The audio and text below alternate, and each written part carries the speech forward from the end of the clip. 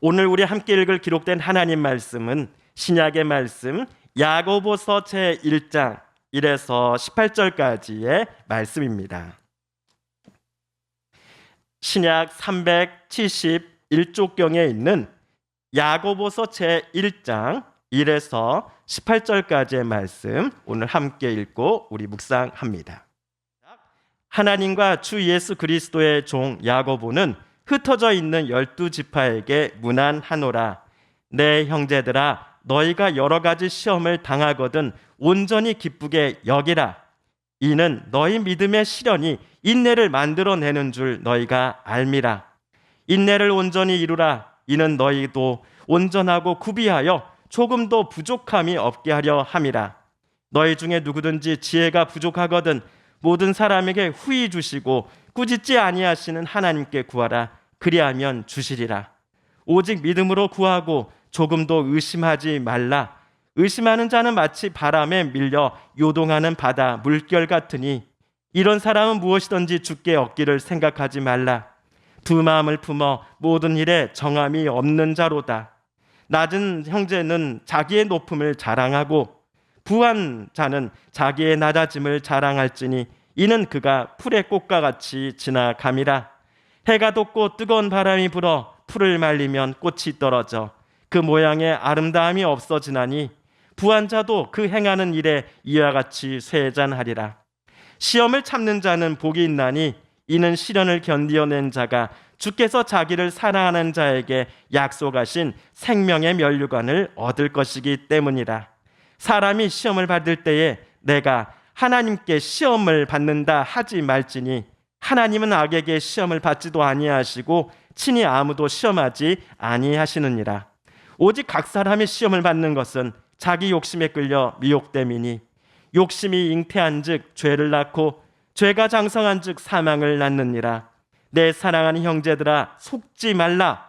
온갖 좋은 은사와 온전한 선물이 다 위로부터 빛들의 아버지께로부터 내려오나니 그는 변함도 없으시고 회전하는 그림자도 없으시니라. 그가 그 피조물 중에 우리로 한 첫 열매가 되게 하시려고 자기의 뜻을 따라 진리의 말씀으로 우리를 낳으셨느니라. 아멘.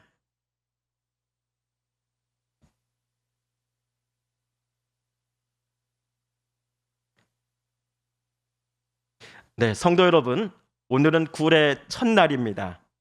지난 무더웠던 날들이 새겨져 있던 8월달 달력은 다 뜯으셨겠지요. 9월이라고 하는 새로운 달을 오늘 우리가 여는 날에 주일 오전 말씀 본문으로 신약의 야고보서를 새롭게 묵상하려고 합니다. 야고보서 1장 1절을 우리 세번역으로 다시 한번 읽어보겠습니다. 시작. 하나님과 주 예수 그리스도의 종인 야고보가 세계에 흩어져 사는 12지파에게 문안을 드립니다. 1장 1절은 야고보서를 야고보라 하는 이름을 가진 이가 썼음을 우리에게 말해줍니다.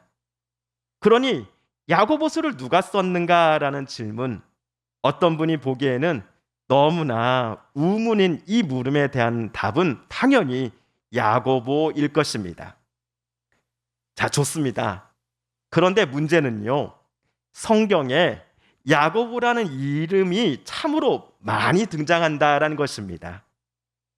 야고보서란 책이 신약에 속해 있으니 예수님께서 태어나셨던 시대를 전후하여 살았던 야고보라는 인물만 추려보는데도 동명이인의 야고보가 무려 5명이나 나옵니다. 제가 신약에 나오는 5명의 야고보를 한 화면에 담아 보았습니다. 이들 5명 중에 몇 번 야고보가 신약 27권 중 한 권으로 속해 있는 야고보서를 썼을까요? 1번 세베대 아들 야고보, 예수님의 12제자 중 한 명이지요. 2번 알페오의 아들 야고보.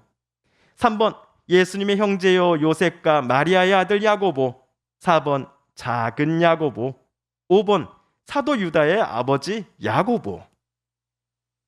이 중 2번, 4번, 5번의 야고보는 신약 성경에서 언급된 횟수가 거의 한 번이요, 많아봤자 2번 정도의 인물입니다. 그리고 1번의 제자 야고보는 주 44년경에 순교를 당했습니다. 야고보서가 쓰여진 연대를 학자들은 최대로 빨리 잡으면 주 45년경, 최대한 멀리 잡아도 주 60년, 이 두 연도 사이로 추정을 합니다. 야고보서가 주 45년에서 60년 사이에 쓰여진 책이라는 것입니다. 그래서 많은 학자들과 목회자들은 위 5명의 야고보 중 세 번째, 즉 3번 예수님의 친동생 야고보가 오늘부터 우리가 9월 한 달 동안 묵상할 야고보서를 썼다는 데 동의하고 있습니다. 그런데 어떤 분들은 방금 제 설명에 이렇게 질문하실지도 모르겠습니다. 목사님, 예수님의 고향 사람들이 예수님을 찾아와 어이 저 미친놈, 귀신 들린 놈, 아유 어쩌지 하면서 그분을 붙잡아 가려고 자기 고향집으로 되돌아가려고 할 때가 있지 않았습니까? 그 사람들 중에는 예수님의 가족, 즉 예수님의 동생 야고보도 있었다라고 저는 알고 있는데요. 이랬던 그가 야고보서라는 이 책을 썼다라고요? 저는 도저히 목사님의 설명에 동의할 수가 없네요. 정말 좋은 질문입니다. 저도 설교를 준비하고자 주석서를 참고하기 전까지만 하더라도 똑같은 의심이 들었기 때문입니다. 그런데 바울은 첫 번째 부활절에 죽음을 이기시고 3일 만에 다시 사신 부활의 주님이 찾아와 만나 주셨던 사람들의 이름을 언급하면서 그 중에 야고보도 부활의 주님이 만나 주셨다라고 이야기합니다. 여기서 야고보는 주님의 형제 야고보입니다. 바울이 사울로 불리던 시절에 그는 교회와 그리스도인들을 박해하는 데 열심을 내었습니다. 이랬던 그가 다메섹으로 가는 도중에 빛 가운데서 부활의 주님을 만납니다. 그러자 그의 삶이 완전히 달라졌습니다. 그리고 바울은 앞으로 그리스도를 위해 자신이 어떻게 살아가면 되는지를 묻고 선배 그리스도인들로부터 배우고자 회심 사건 3년 만에 예루살렘을 방문합니다. 회심한 바울이 가르침을 받고자 예루살렘 교회를 찾아갔을 때 그를 맞이한 선배 그리스도인들 중 한 명이 바로 주님의 동생 야고보였습니다. 사실 주님의 형제 야고보는요, 바울보다도 약 1년이나 앞서서 회심을 경험했던 사람입니다. 주님의 동생 야고보는 첫 번째 부활절 일요일에 부활의 주님을 만나고서는 자기 맏형을 바라보는 태도가 180도 달라져 있었지요. 오늘 야고보서 1장 1절을 우리 다시 한번 읽어보겠습니다. 시작. 하나님과 주 예수 그리스도의 종 야고보는 흩어져 있는 12지파에게 문안하노라. 야고보는 자기 혈육인 예수님을 가리켜 내 형님입니다, 내 혈육입니다 라고 부르지 않았습니다. 예수라는 육신의 이름 좌우에 주님 그리고 그리스도라는 두 가지 특별한 호칭을 붙였습니다. 반면 자신은 종이라고 부르고 있지요. 주 62년경 당시 예루살렘의 대제사장이 사주한 이가 던진 돌에 맞아 죽을 때까지 예수님의 동생인 야고보는 예루살렘 교회의 수장으로서 그 당시 교회를 향한 로마 제국과 유대교 종교 지도자들의 온갖 핍박과 거센 공격을 막으며 복음의 가치를 지키는데, 교회를 지키는데 자신의 삶을 바쳤습니다. 그 다음에 예수님의 동생인 야고보는 자기 책을 어떤 이가 또는 어떤 사람이 읽었으면 하는 바람으로 쓰게 되었을까요? 오늘 다시 1절을 보시면 흩어져 있는 12지파에게 라는 표현이 나옵니다. 아마도 야고보서는 팔레스타인 밖, 좀 더 자세히는 시리아나 소아시아라는 낯선 곳으로 이주한 유대인 그리스도인들에게 보내졌을 것입니다. 소아시아는 오늘날의 튀르키예의 영토입니다. 야고보 당시에 소아시아에서 제일 크고 유명한 도시 중 하나를 꼽으라면 에베소를 빼놓고는 이야기할 수 없을 것입니다.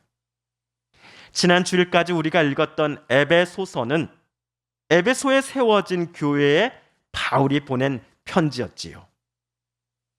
자, 그렇다면 주의 형제요, 예루살렘 교회 초대 수장인 야고보는 야고보서를 무슨 목적으로 쓰게 된 것일까요? 이 질문을 누군가 저에게 묻는다면 저는 참된 믿음이 무엇인가에 대해 주의 형제 야고보가 대답하기 위해서였을 것입니다 라고 대답하겠습니다. 그리스도 예수를 따르고 그분의 가르침에 따라 기쁨으로 순종하는 삶을 보여줌으로써 일부 유대인 기독교인들이 갖고 있다라고 자랑하는 그 믿음을 밖으로 증명해야 한다라고 가르치기 위해서였을 것입니다. 나는 예수님을 그리스도로 믿으오.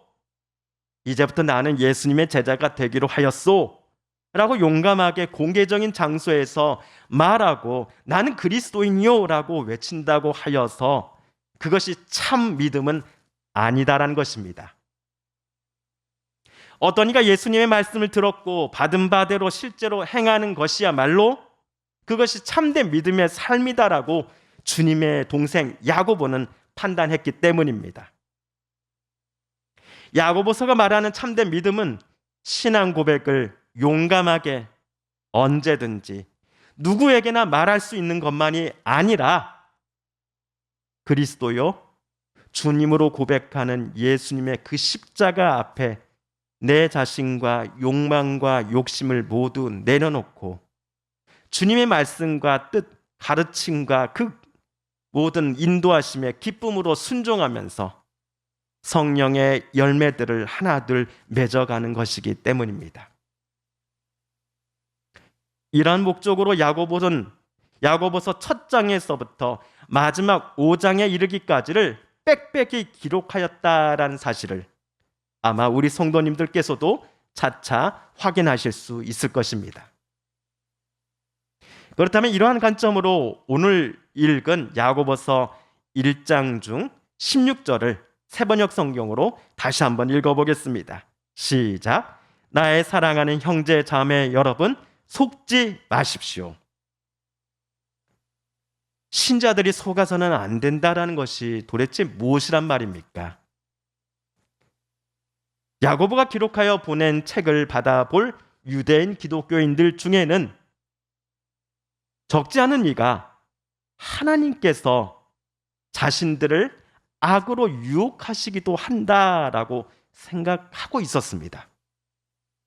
야고보 당시 어떤 유대인 그리스도인들은 자신들이 경험하였던 시험과 아니면 지금 당하고 있는 고통이 욥기에서 나온 것처럼 나는 정말 의로운데 하나님께서 사탄으로 하여금 나를 시험해도 좋다라고 허락해 주셨기 때문에 일어난 사건이 틀림없다라고 생각하고 있었던 것이지요. 그런데 야고보는 저들의 생각이 옳다고 동의해주지 않았습니다. 야고보는 여러분이 의로움에도 불구하고 하나님께서 굳이 여러분을 시험하고 계신다? 라고 말하지 마십시오라고 경고를 합니다. 저들의 핑계에 다른 이들이 호응해 주거나 동조해 주지 말라고까지 말합니다. 야고보가 이렇게 말했던 이유는 하나님은 여러분을 시험하시는 분이 아니고 변함없이 자녀에게 좋은 선물을 주시는 분이시다라고 야고보는 생각했기 때문입니다. 그런데 오늘 야고보서 1장에서 제일 마음이 불편한 구절이 무엇입니까? 라고 제게 묻는다면 저는 14절이라고 대답을 하겠습니다. 14절에서 각 사람이 시험을 받는 진짜 이유를 야고보는 무엇이라고 설명을 하고 있습니까? 어떤 유대인 기독교인이 자기 욕심에 끌리고 눈에 보이는 물질과 권력, 명예의 미혹됨으로부터 시작이 되어 그에게 찾아온 것이 시험이다 라고 야고보는 말하고 있습니다. 이런 야속한 발언이 어디 있습니까? 지금까지 내가 살면서 경험하였던 크고 작은 역경들, 고난의 시간들, 이것들을 되게 우리는 시험의 시간이라고 부르곤 합니다. 그런데 오늘 사도는 그러한 역경을 마치 내 욕심 때문에 내가 마치 벌을 받듯이 받게 된 것이다 라고 주장하는 것처럼 우리에게 들려지는 게 사실입니다. 여러분은 그런 느낌, 이런 느낌 받지 않으셨습니까? 그런데 성도 여러분, 야고보는 오늘 1장 14절에서 시험을 말할 때에 우리가 인생을 살면서 맞게 되는 크고 작은 역경들, 아픔의 순간들을 가리키지 않았습니다. 주의 동생 야고보는 14절에 나온 시험을 언급하면서 딱 한 가지 경우만 이야기를 합니다. 부와 물질에 대한 욕심과 욕망을 추구하고자 할 때 생겨나는 유혹과 시련 그리고 타락의 위험들을 염두하여서 주님의 형제 야고보는 시험이라고 말하였습니다. 그 시험은 지금 필요한 것보다도 더 많은 물질을 갖고 싶은 유혹으로부터 시작합니다. 정직하고 신실한 방법으로 땀 흘려 돈을 버는 게 아니라 부당한 방법으로 다른 이들에게 피눈물을 나게 만드는 사기를 쳐서 지금 내 주머니에 갖고 있는 돈보다도 더 많은 돈을 계좌에 입금해 놓고 싶은 유혹이 그리스도인이라 할지라도 그들의 마음을 뒤흔들려고 할 때가 분명 있습니다. 하나님께서 어떤 이에게 주신 물질을 가지고서 자신의 또 가족들의 의식주를 일용할 양식을 사는 데 사용함으로써 끝난 것이 아니라 또한 선한 데 사용함으로써 멈추는 것이 아니라 다른 사람을 억압하고 짓누르고 어떤 이들 앞에 갑질을 하기 위해 하나님이 주신 돈을 악용하고 싶은 마음도 없지 않았을 것입니다. 14절이 나오기 바로 앞단락인 9절에서 11절까지의 단락을 우리 세 번역으로 읽어봅니다. 비천한 신도는 자기가 높아지게 된 것을 자랑하십시오. 부자는 자기가 낮아지게 된 것을 자랑하십시오. 부자는 풀의 꽃과 같이 사라질 것이기 때문입니다. 해가 떠서 뜨거운 열을 뿜으면 풀은 마르고 꽃은 떨어져서 그 아름다운 모습은 사라집니다. 이와 같이 부자도 자기 일에 골몰하는 동안에 시들어 버립니다. 욕심은 잉태하여 죄를 낳고 죄는 장성하여 사망을 낳는다라고 말했습니다. 그런데 이러한 경고를 주님의 동생 야고보는 누구에게 보냈습니까? 안 믿는 이들이었습니까? 아닙니다. 유대인 그리스도인들에게 보냈습니다. 예수님을 주님이라고 그리스도라고 믿는다라고 자랑스럽게 용감하게 말하고 있는 그 그리스도인들에게 이 무서운 경고를 전달했다라는 사실을 우리는 잊지 말아야 합니다. 하나님은 정반대의 일을 하십니다. 하나님은 진리의 말씀으로써 야고보는 물론이요, 그의 책을 받아서 읽어볼 팔레스타인 지역 바깥에서 살아가는 유대인 그리스도인들을 낳으셨고 모든 피조물들 중에 첫 열매가 되게 하셨습니다. 죄는 사망을 낳습니다. 그러나 하나님은 당신의 자녀로 삼으신 이들에게 참된 생명을 선물로 주십니다. 이런 점에서 하나님은 변함이 없으신 분입니다. 하나님께서 영원토록 신실하신 분이심을 설명하기 위해 야고보는 오늘 하나님께는 회전하는 그림자 자체도 없다라는 비유를 사용했던 것입니다. 그러므로 야고보의 책을 받아볼 그리스도인들은 본인들이 현재 터를 잡은 외국의 사회 속에서 살아갈 때에 절대로 두 마음을 품어서는 안 됩니다. 두 마음을 품지 말라고 함은 자신들의 삶의 기준을 어디에 놓을지를 분명히 해야 한다라는 야고보의 강한 요청입니다. 하나님께인가? 아니면 지금 갖고 있는 재산과 물질, 권력에 신자 본인들의 삶의 방향성과 가치관이라고 하는 큰 무게중심을 가져다 놓을 것인지를 독자들은 신중히 결정하라고 오늘 야고보는 말하고 있는 것입니다. 야고보는 하나님이 아니라 물질에 본인의 생명과 미래를 걸고 있는 그리스도인들을 향하여 그것들이 결국은 풀의 꽃처럼 시들고 없어질 것임을 경고합니다. 그러면서 이것들의 자신들의 영혼을 모두 맡기고 의지했던 그 그리스도인들의 미래도 자연스레 시간이 지나면 모양이 흉해지며 썩어져 없어져 버리는 존재들과 똑같아질 것이다라고 야고보는 이야기하지요. 반면 꽃은 시들고 마르나 주님은 영원히 살아계시는 하나님이십니다. 그러니 하나님인지 돈인지를 놓고서 무게중심이 왔다 갔다 하는 갈등을 넘어서 아예 물질적으로 꽝 하고 나의 모든 가치관을, 생각을, 관점을, 인생의 목표를 놓아둔 사람은 적어도 야고보서에 따르면 참된 믿음을 가진 사람이 아닙니다. 물질과 권력을 가지고서 나로 하여금 하나님의 뜻과는 반대의 삶을 요청할 때에 어떤 이들은 저는요 반드시 그 유혹들에 맞서 이길 수 있을 것 같은데요? 라고 너무나 쉽게 말하기도 합니다. 그러나 막상 그 상황이 되어보면 하나님만 바라보고 의지하면서 끝까지 그 유혹이 원하는 바대로 따라가지 않겠노라고 마음 먹고 있는 그 인내라는 것이 얼마나 어려운지를 우리는 너무나 잘 알고 있습니다. 마치 로마 군정에게 붙잡히시기 직전 예수님 앞에서는 베드로가 너무나 자신 있게 나는 스승님을 지키겠습니다 라고 말했건만 나중에는 3번씩이나 스승을, 예수님을 부인했던 것처럼 말입니다. 3번이나 부인한 베드로의 심정을 어쩌면 우리가 누구보다도 잘 알고 있습니다.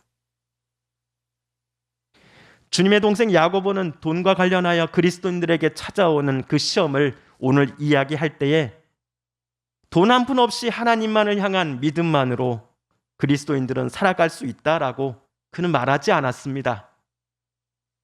그렇게 물질 그리고 권력이 우리 그리스도인들을 찾아와 유혹할 때에 그 시험을 이겨내기가 다른 때의 시험보다도 더 어려운 것이 솔직히 사실입니다. 그렇다면 시험을 참는 자는 복이 있나니? 라고 고면한 야고보에게 우리는 묻고 싶습니다. 주님의 동생 야고보님, 어떻게 하여야 우리가 시험, 특히 돈, 물질, 권력이 가져다 주는 이 시험에서 이길 수 있단 말입니까? 어떻게 하면 끝까지 참고 승리할 수 있단 말입니까? 하나님의 자녀가 된 것이 우리의 의로움이나 잘남으로서가 아니라 전적으로 하나님의 은혜요, 무조건적인 선택의 결과라는 사실을 우리들은 잘 알고 있습니다. 그리스도인으로 살아갈 때에 우리들을 찾아오는 크고 작은 시험과 유혹들, 특히 우리의 의식주와 관련된 물질을 가지고서 저와 여러분을 뒤흔들려고 하는 것들 앞에서 우리가 끝까지 참고 인내하기 위해서는 반드시 하나님의 지혜가 필요할 것입니다. 오늘 말씀 5절과 6절입니다. 시작. 여러분 가운데 누구든지 지혜가 부족하거든 모든 사람에게 아낌없이 주시고 나무라지 않으시는 하나님께 간구하십시오. 그리하면 받을 것입니다. 조금도 의심하지 말고 믿고 구해야 합니다. 의심하는 사람은 마치 바람에 밀려서 출렁이는 바다 물결과 같습니다. 아멘. 물질과 관련한 시험을 이기고자 한다면 언제나 제한 없이 주시는 하나님의 그 지혜를 오늘 또 내일 또 우리는 하나님께 간청하며 구하여야 합니다. 하나님 반드시 우리에게 하나님의 지혜를 주실 것이다라고 주의 동생 야고보는 확신시켜 주었습니다. 이것이 하나님을 믿음이요, 하나님의 인도하심을 의심하지 않는 삶일 것입니다. 믿음에 대해 설명하라고 하면 우리의 머릿속이 복잡해집니다. 그러나 오히려 믿음의 정의는 단순할 수 있습니다. 그리스도이신 예수님을 통해 계시된 하나님의 뜻과 생각, 그리고 인도하심을 우리가 성령 안에서 신뢰하고 순종하면서 늘 성삼위 하나님과 동행하며 주님을 닮아가는 것이기 때문입니다. 이것이 오늘 주의 동생 야고보가 먼저는 주 1세기 당시 유대인 그리스도인들에게요, 그리고 2024년 9월 그의 책을 읽고 묵상하는 저와 여러분에게도 깨닫게 해주는 참된 믿음의 교훈이요, 가르침일 것입니다.